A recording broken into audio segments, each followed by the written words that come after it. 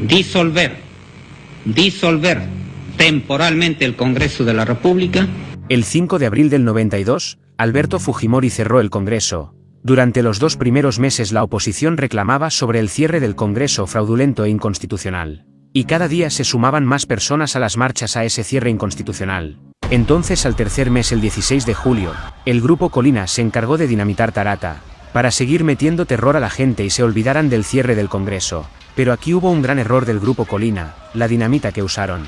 La explosión hizo un hueco hacia abajo de la tierra. Esa dinamita solo la tiene la Marina de Guerra del Perú, ya que la dinamita que se usa en las minerías jamás hace ese tipo de explosión hacia abajo.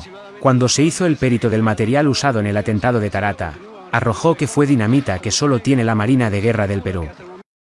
El 12 de septiembre del 92 capturan al asesino terrorista sanguinario de la CIA Abimael Guzmán. Esta captura lo hizo Inteligencia del Perú, sin avisarle a Montesinos ni a Fujimori, ya que Fujimori se encontraba en su helicóptero del ejército junto a Kenji de pesca, y Montesino y su amante estaban en la playa. Cuando se enteraron explotaron de cólera, pero ya estaba capturado y solo les quedaba resignarse. Esto conllevó a que el otro año, el 93, saquen su constitución sí o sí, ya no había más tiempo que perder. El terruqueo se les estaba yendo de las manos. El año 93 sacaron su constitución de ellos, los de la CIA, Montesinos, Fujimori y los grupos de poder. En esa constitución se implantó el artículo 62, de los contratos ley, contrato que solo sirve para saquear las riquezas peruanas. Nadie puede tocar ese artículo. Solo cambiando la Constitución, le pusieron un candado a ese artículo 62, por eso la prensa de hoy se encarga de cuidar esa Constitución hecha por las mafias.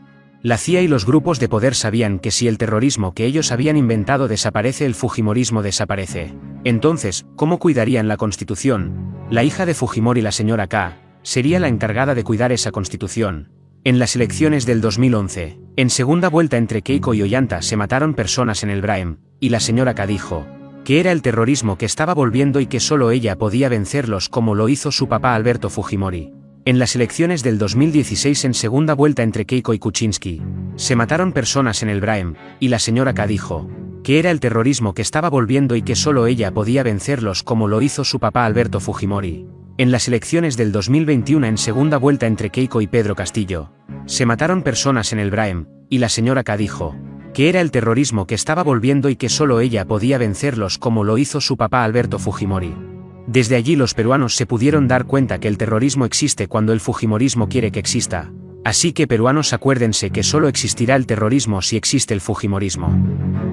Para terminar esta información, los altos mandos de las Fuerzas Armadas, llámese generales o coroneles, ellos son los grandes causantes de las muertes de los pobladores en el Perú. Ellos pasan a ser parte de la CIA, de los grandes grupos de poder.